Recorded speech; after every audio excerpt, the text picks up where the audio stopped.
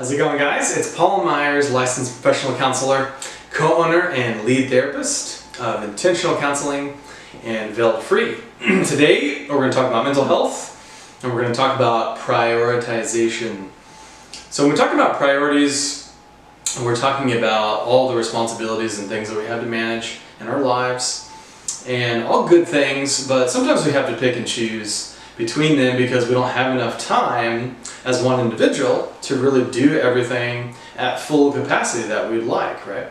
So as a human being, we have 168 hours a week, and we can't get more time than that, or we're limited to time. We still have to sleep and eat and chew our food and take care of ourselves. So we really have to prioritize. It's a really important part in life, just to have this skill and to be able to have the peace of mind and have good mental health. We have to prioritize. So I'm going to make it easy. I have a priority list. This is a general list that won't always, not all aspects of this are going to apply to everybody, but we're going to talk about a general prioritization, and I'm going to go from most priority to lowest priority. So, okay, so we have over here highest priority being the tallest arrow here, lowest priority being the small arrow here. So highest priority, what we're going to do, we're going to put God in this slot. The reason is God is the source of love. He's the source of life, and when we spend time with Him, one-on-one time, healthy spirituality is a personal relationship with God, much less to do with behavior, more so to do with personal relationship with God. And so when you spend that time, it also sets your mind right, gives you peace, you're starting your day right, and all things kind of fall into place, so you have a better mindset overall. And it establishes that perspective for the day. Second highest priority is marriage. So marriage is the second priority because it's a primary relationship in your life. Marriage is the only relationship that can either single-handedly ruin your life or single-handedly enrich your life. And since it's the most intimate human relationship available to us, it has the most power and the most potential for good or harm. So we want to really make that the highest priority, second to God, so that we have that right. If all things are going well in your life, but the marriage is struggling, typically we have a hard time being effective and concentrating on the things that we need to do. So that's why marriage takes the cake for number 2 priority, right? Okay, next priority underneath marriage, children. Okay, children are blessings from the Lord. They're awesome. They're meaningful. They have so much joy and reward and meaning and purpose that comes from them. It's really, really healthy. But remember, in order to be effective as a parent, in order to pour into your children, you have to have the values and a great relationship with the Lord for your morals and your values and your worldview and your perspective to be pure and good. Your marriage has to be stable because it's the foundation for your kids and the example for them of what love is and how to be a person and what family is going to look like. So we really want to set a good example for them when it comes to our relationship with the Lord, when it comes to our relationship with our spouse, that they're going to be third priority because people are very important. So next is work. Work is a part of life.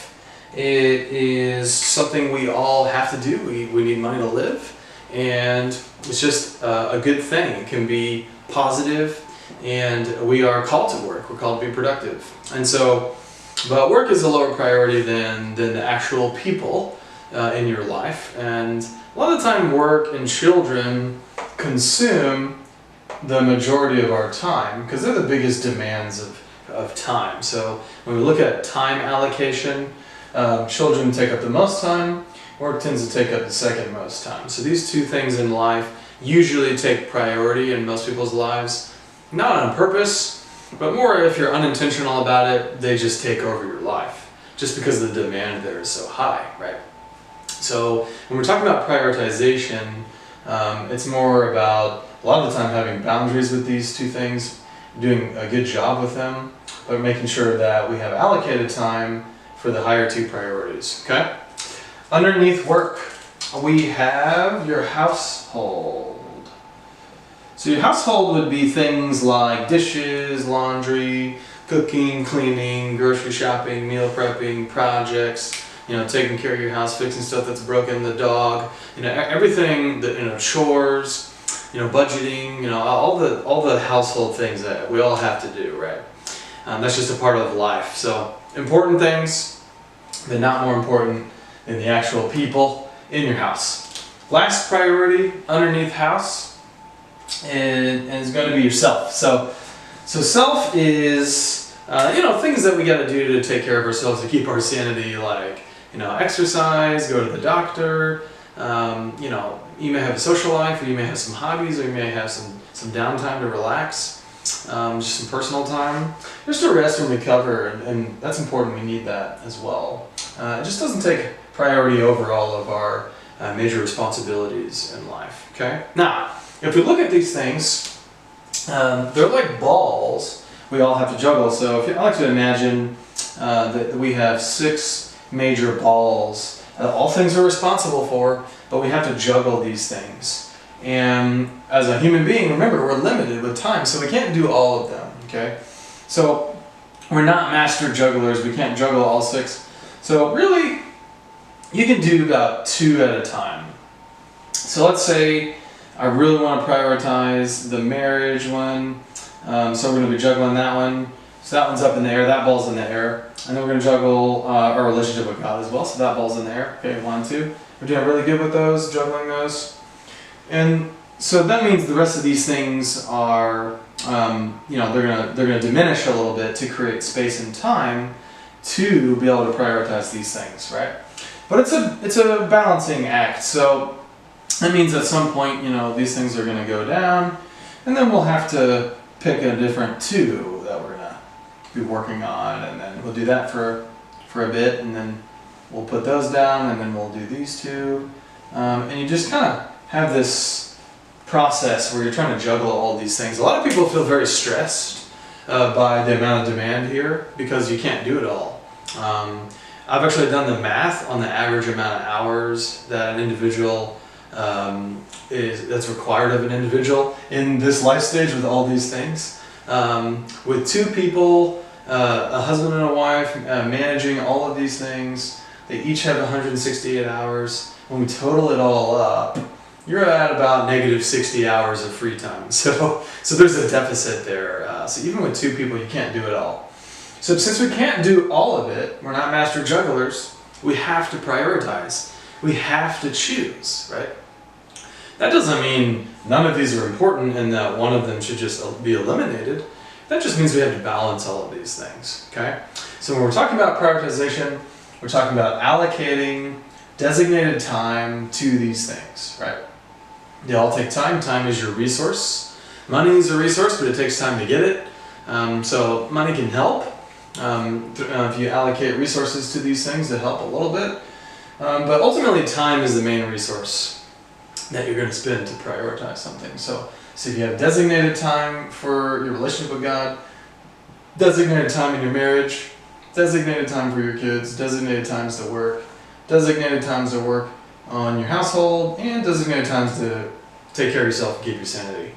If you can do all that and balance these things, very challenging for a lot of people, but that priority in your mind really helps, right? Now keep in mind that because these high priority things aren't exactly pulling tangibly for your attention, right? A lot of the time children are the highest pull for attention and time, right? Because it's very tangible and they're cute and they're there and we love them and you want to spend time with them.